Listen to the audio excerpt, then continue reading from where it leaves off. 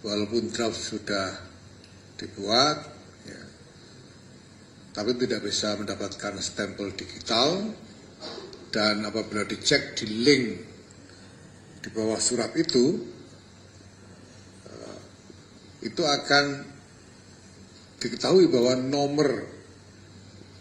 nomor surat yang dicantumkan di situ juga tidak dikenal, sehingga surat itu memang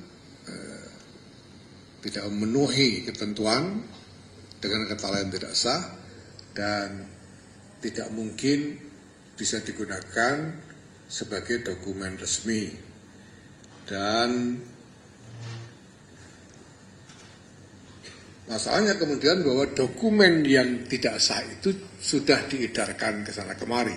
Itu berarti dokumen itu juga diedarkan secara tidak sah. Karena sebetulnya di dalam sistem digital yang kita miliki, begitu satu dokumen itu selesai diproses menjadi dokumen sah, otomatis akan diedarkan kepada penerima sebagaimana yang diadres, yang dituju oleh surat yang bersangkutan melalui saluran sistem digital.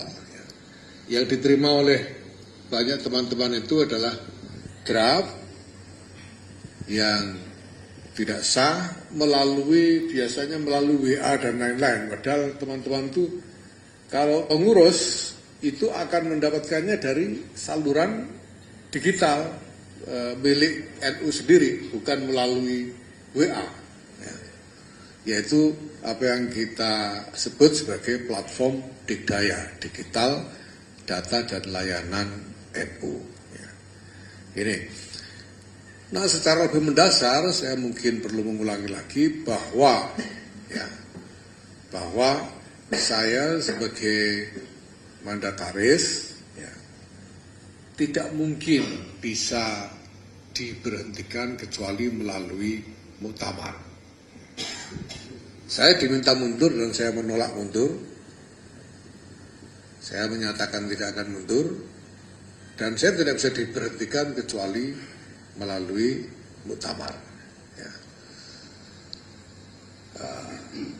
Saya sudah sampaikan sebelumnya juga secara terbuka saya kira bahwa proses rapat harian Surya itu pertama prosesnya tidak dapat diterima karena hanya melontarkan tuduhan-tuduhan dan melarang saya untuk memberikan klarifikasi, tapi kemudian langsung menetapkan keputusan yang berupa hukuman. Ini jelas tidak dapat diterima. Dan kemudian keputusan untuk memberhentikan itu juga melampaui wewenang rapat harian Surya. Rapat harian Surya itu tidak bisa memberhentikan siapapun, tidak punya wewenang untuk memberhentikan siapapun. Tidak ada wewenang itu.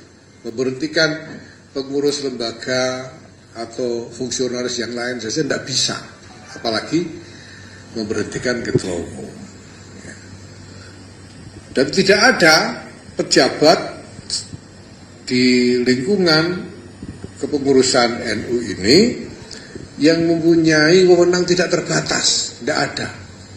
Setiap orang, setiap jabatan ini tugas dan wewenangnya diatur oleh konstitusi organisasi, jadi tidak bisa sembarangan.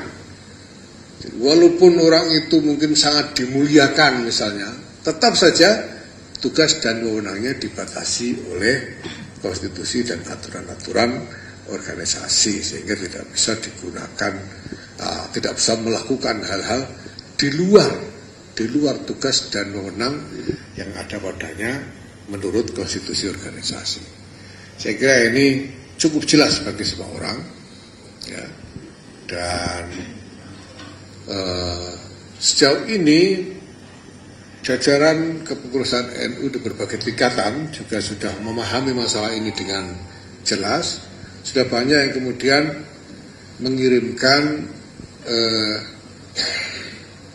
pernyataan secara resmi kepada PBNU meminta agar masalah ini tidak diteruskan, meminta agar segera ada proses komunikasi yang lebih baik di antara seluruh jajaran kepengurusan, ya, dan menolak adanya pemberhentian siapapun, apalagi mandataris, ya, sampai dengan muktamar yang akan datang. Ini sudah disampaikan oleh berbagai jajaran pengurus di berbagai tingkatan. Nah, ini saya kira bisa saya sampaikan untuk kesempatan ini. Ya, sebetulnya ini ada agak di luar konteks pertemuan, karena kami mengundang para pengurus wilayah ini, Suriah dan Tanziliyah, bersama-sama sebetulnya untuk mengkoordinasikan rencana rangkaian kegiatan peringatan hari lahir NU ke-100 menurut kalender Masehi. Dulu tahun 2023 kita peringati 1 abad NU menurut kalender Hijriah, dan tahun depan, Januari tahun depan ini waktunya memperingati 1 abad NU menurut kalender Masehi. Dan ada sejumlah inisiatif kegiatan besar, salah satunya adalah kegiatan kirab napak tilas perjalanan Kiai As'ad Syamsul Arifin ketika membawakan amanah dari Kiai Muhammad Khalil bin Abdul Latif Bangkalan untuk disampaikan kepada Kiai Muhammad Hashim Asy'ari di Tebuyurut ketika mempersiapkan didirikannya Jam'iyah Nahdlatul Ulama ini. Itu insyaallah akan kami laksanakan. Dan yang kedua adalah inisiatif terkait dengan satu kegiatan yang insyaallah akan juga signifikan terkait dengan inisiatif untuk membangun satu halal hub, international halal hub yang berbasis di NU. Insyaallah tadi sudah kami paparkan kepada para pimpinan wilayah yang hadir dalam pertemuan ini semuanya, dan insyaallah ini akan kita bisa laksanakan. Semangat dasarnya adalah bahwa di tengah-tengah berbagai macam masalah, ya termasuk keributan yang sekarang ini sedang kita alami, roda organisasi tidak boleh terhenti. Semua tugas-tugas pekerjaan-pekerjaan harus tetap dijalankan dengan sebaik-baiknya tanpa terpengaruh oleh keributan. Kalau keributan ini kan cuma kegiatan mulut saja, kegiatan-kegiatan yang sifatnya merupakan ikhtiar untuk kemaslahatan menjalankan tugas-tugas organisasi sama sekali tidak boleh terhenti. Demikian saya kira awalan dari saya. Kami teman-teman wilayah se-Indonesia ini diundang untuk membicarakan persiapan harlah tahun miladiah, tahun Masehi sama saya. Saya bilang miladiah, kata Gus, tahun Masehi. Pas 100 tahun. Jadi dari awal sampai akhir ceritanya persiapan harlah. Ada beberapa teman-teman wilayah, hampir semua menyepakati bahwa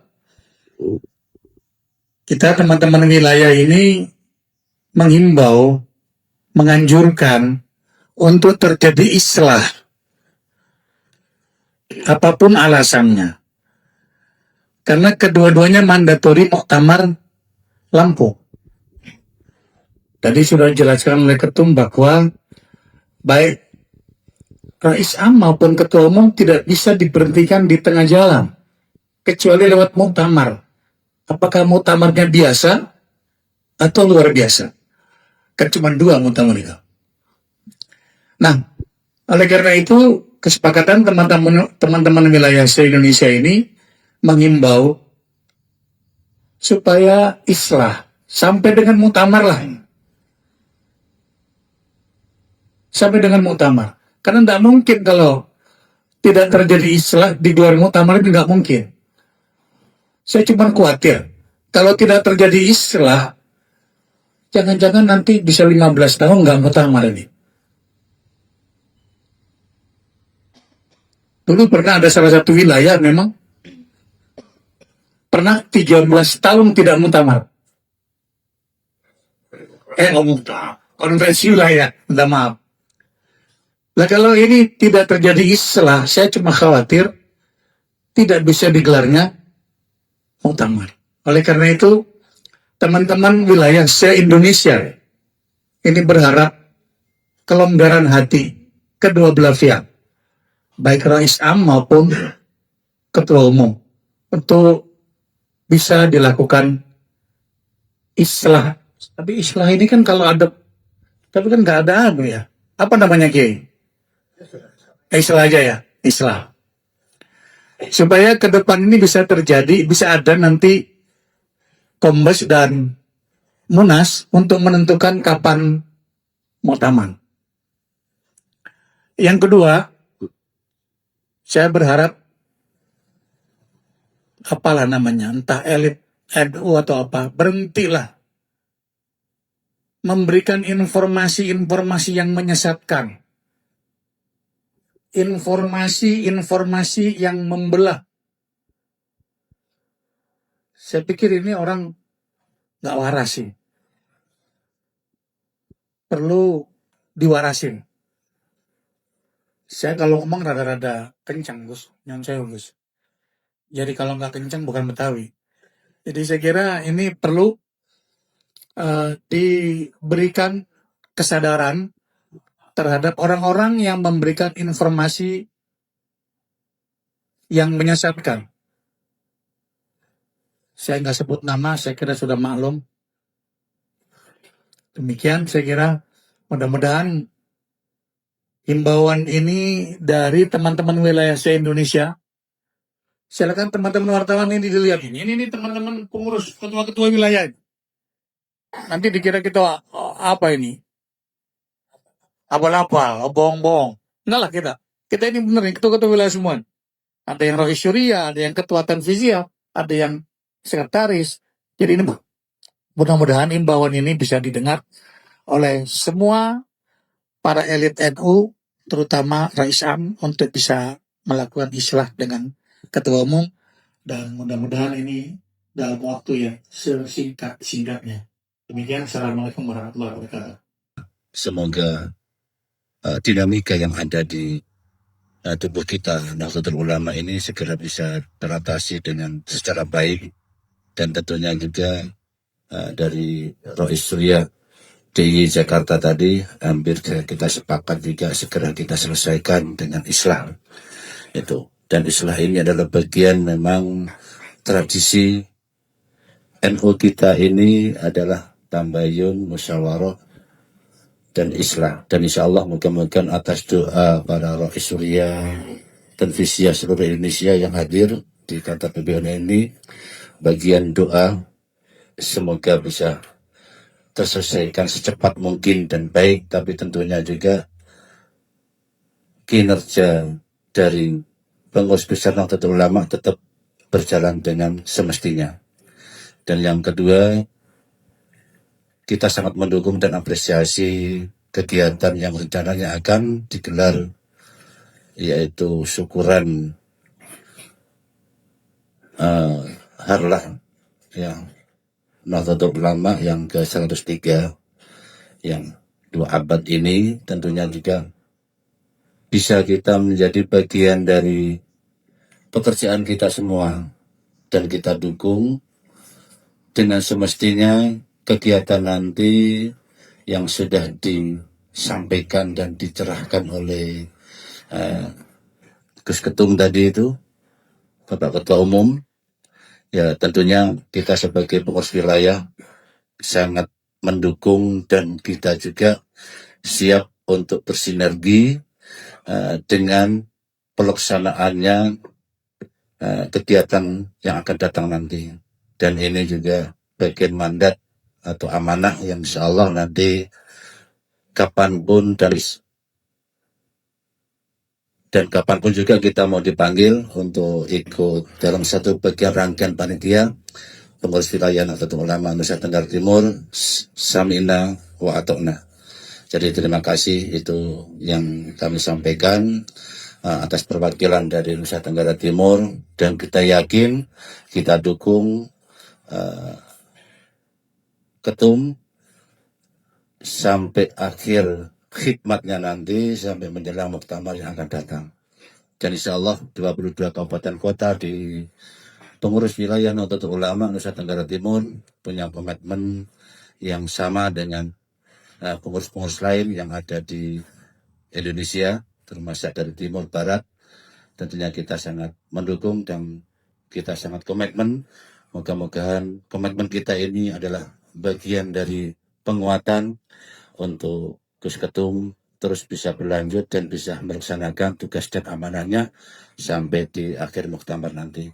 Terima kasih. Perlu saya katakan bahwa apalagi surat edaran itu, rapat harian surah itu sendiri tidak punya dampak hukum apapun terhadap jabatan saya karena tidak ada wewenang untuk itu.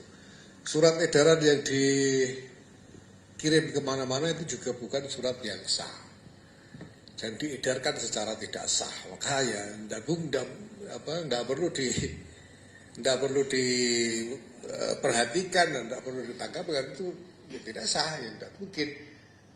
Misalnya kemudian pihak manapun menganggap itu sebagai dokumen resmi itu tidak mungkin karena tidak sah, itu bisa dicek secara digital kan tidak bisa diakali ya.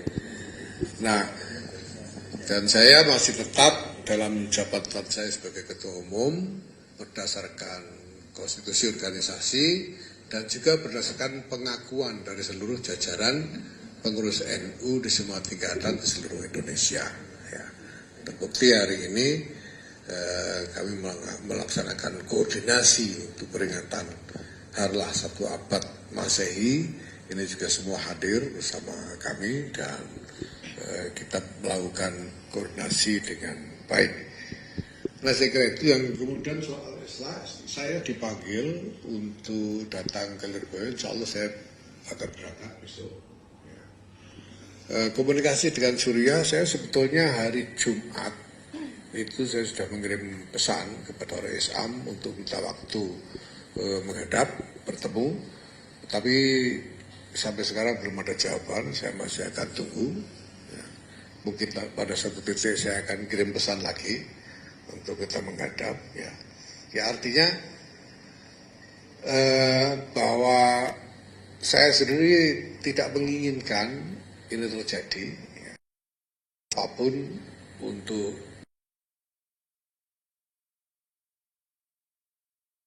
diselesaikan. Dan yang paling saya tempoh hari itu sekali lagi adalah bahwa saya dilarang memberikan klarifikasi. Itu yang paling saya sesalkan. Tuduhan apapun kami semua kita punya tim yang baik, mulai dari soal administrasi, soal keuangan, soal hukum dan lain sebagainya, kita punya tim yang baik dan saya siap mempertanggungjawabkan setiap hal yang saya lakukan selama menjabat sebagai ketua umum ini. Nah, masalahnya tidak boleh memberi klarifikasi, itu masalahnya. Ya. Mungkin ya karena ada masukan-masukan sesat ya, masukan yang menyesatkan menurut Rais Suriah PBNU DKI ini, ya, yang entah kenapa begitu menarik sehingga OSA begitu percaya. Tapi kalau saya diberi kesempatan, semua bisa saya pertanggungjawabkan. Nah, kalau muktamar, ya mari kita selesaikan. Kalau masih belum selesai, mari kita selesaikan di muktamar ya. Apapun kan setiap muktamar ada mekanisme pertanggungjawaban, sehingga tidak menimbulkan ontaran-ontaran seperti ini. Ya. Tidak ada yang ingin NU ini pecah. Tidak ada yang ingin NU ini pecah. Tidak ada yang ingin NU ini cacat keabsahan. Kalau memaksa juga tetap saja cacat, ilegal, gimana lagi? Karena inkonstitusional itu tetap saja tidak valid. Maka mari kita jalankan proses yang valid sesuai dengan konstitusi. Bagaimana tindak lanjutnya kalau misalnya dari kubu sebelah ini masih ngotot gitu dalam arti memaksa Anda mundur, meskipun tadi Anda sudah menjawab bahwa surat itu tidak sah karena tidak ada cap tanda tangan dan lain sebagainya. Ini ujungnya akan seperti apa? Apakah tadi mungkin ke proses pengadilan atau akan terpecah? NU sudah ini bagaimana? Terima kasih. Ya, pertama ya, kalau pertanyaannya usaha apa yang sudah dilakukan,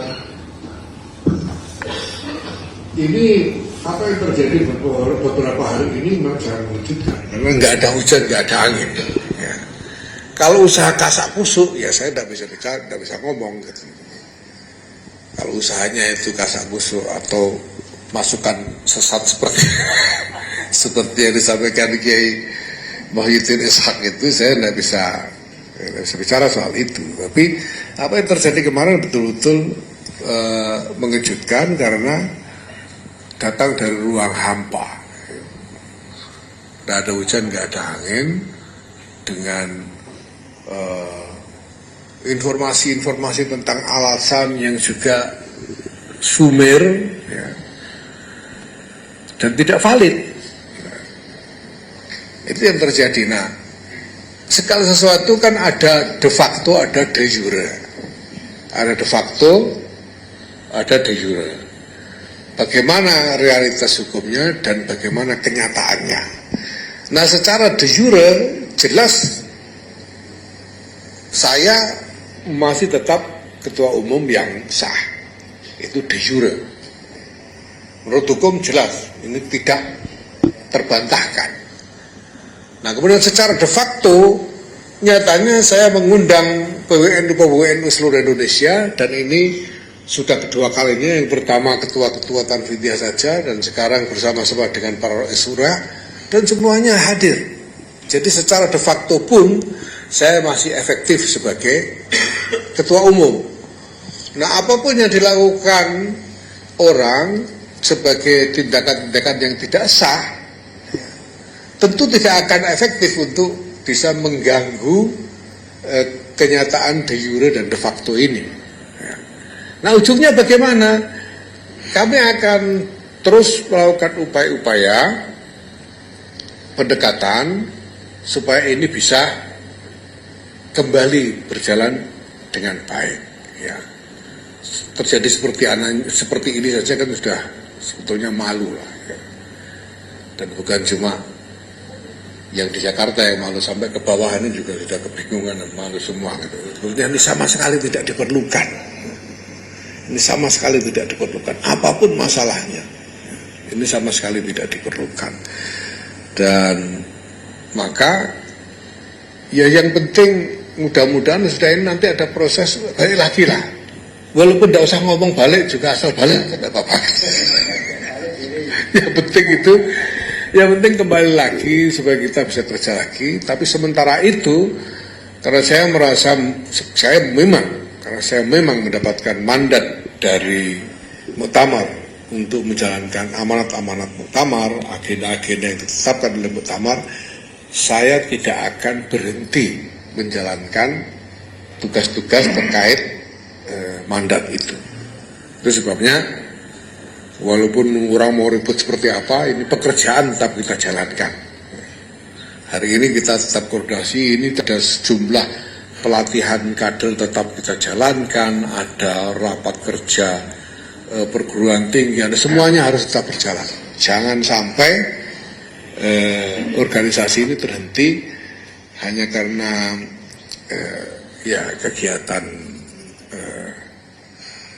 kegiatan yang tidak berarti ya dari orang mau ribut ya. Toh itu semua keributan itu tidak ada artinya. Oh, ribut apa ya. Kalau dispute itu kan kalau ada pertentangan status hukum, ada perebutan status hukum. Iya toh? Ada dispute itu kalau ada perebutan status. Yang satu menganggap sah, yang satu menganggap tidak sah. Ini nggak ada dispute. Tidak ada dispute sama sekali. Secara hukum, tidak ada dispute. Jelas-jelas bahwa sebagai ketua umum, mandataris, tidak mungkin saya diberhentikan kecuali melalui muktamar. Jadi, nggak ada artinya yang begini. Lebih baik kita hentikan saja, mari kembali bekerja bersama. Apapun masalahnya kita selesaikan, kalau ada sisa masalah, mari kita tuntaskan di dalam muktamar. Ini dinamika ini terjadi pure karena internal atau menurut saya ada tangan-tangan dari luar NU, Gus? Terima kasih. Baik, upaya-upaya pihak ketiga misalnya untuk islah ini kita lakukan dengan cara NU lah. Seperti misalnya malam Senin yang lalu kami mengundang kiai-kiai NU ya, hadir antara 50-60 kiai di sini, dan saya sampaikan apa yang sedang terjadi. Dan saya kira sekarang para kiai-kiai itu juga melakukan dengan cara masing-masing komunikasi ke berbagai pihak untuk mencoba ini. Kemudian ada pikiran untuk mengadakan pertemuan dengan para kiai sepuh di Lirboyo. Ini juga sedang diproses. Ya, besok saya insya Allah akan datang ke sana. Sementara juga komunikasi langsung juga kita upayakan. Ya, tapi namanya komunikasi itu kan memang harus dua arah. Sehingga ya saya akan terus mengetuk. Nah, tinggal jawaban dari beliau seperti apa, itu yang saya tunggu. Saya sebenarnya tidak ada masalah. Saya ingin tahu, kalau beliau bersedia komunikasi, sebetulnya juga ingin tahu saya ini ada apa kok mendadak begini ini. Kenapa tiba-tiba ada yang drastis seperti ini, itu masalahnya apa. Kemudian soal kemungkinan ada faktor-faktor eksternal, NU ini kan kayak pendopo yang terbuka ya. Dindingnya itu dinding apa? Dinding virtual. nggak ada dinding fisiknya, itu nggak ada. Dinding sosialnya juga nggak ada. Sehingga memang ya gampang sekali eksternal itu masuk dengan pengaruhnya ke dalam NU, itu biasa di mana-mana dari dulu ya. Nah, ya kita tidak tahu apakah mungkin ada pihak eksternal yang menginginkan NU pecah. Apakah mungkin ada? Ini yang sedang kita lihat. Siapa yang menginginkan NU pecah ini? Apakah ada pihak eksternal yang menginginkan bangunan organisasi NU ini runtuh? Siapa yang menginginkan itu? Sekarang coba bayangkan kalau ada satu keputusan yang begitu krusial terkait status ketua umum dilakukan melalui proses yang inkonstitusional. Itu kan akan meruntuhkan seluruh bangunan organisasi, runtuh semua. Dan itu berbahaya sekali.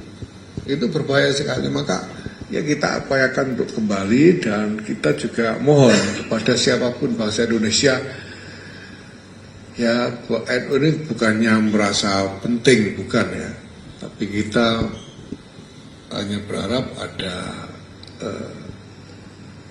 kepada semua pihak untuk menghargai keinginan kami untuk tetap utuh sebagai satu organisasi, untuk tetap utuh dalam kebersamaan dengan integritas organisasi yang penuh. Ya. Mohon ini dihormati pada siapapun dengan kepentingan apapun.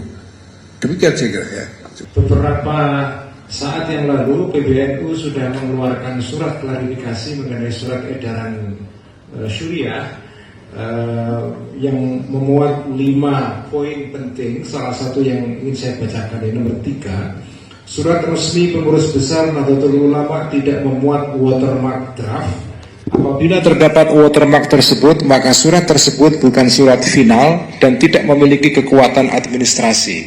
Jadi surat yang beredar di beberapa kalangan beberapa waktu yang lalu itu memang surat yang memuat watermark draft dan itu menandakan bahwa surat itu belum final. Oleh karena itu kita menyatakan bahwa itu surat tidak bisa dijadikan sebagai landasan organisasi. Saya kira itu. Terima kasih kepada para wartawan yang sudah datang pada press conference pada hari ini, dan juga terima kasih kepada para rois, para ketua dari berbagai wilayah yang sudah menyertai Gus Yahya dalam press conference ini. Sampai ketemu di lain kesempatan. Wallahul muwaffiq ila aqwamit thoriq. Wassalamualaikum warahmatullahi wabarakatuh.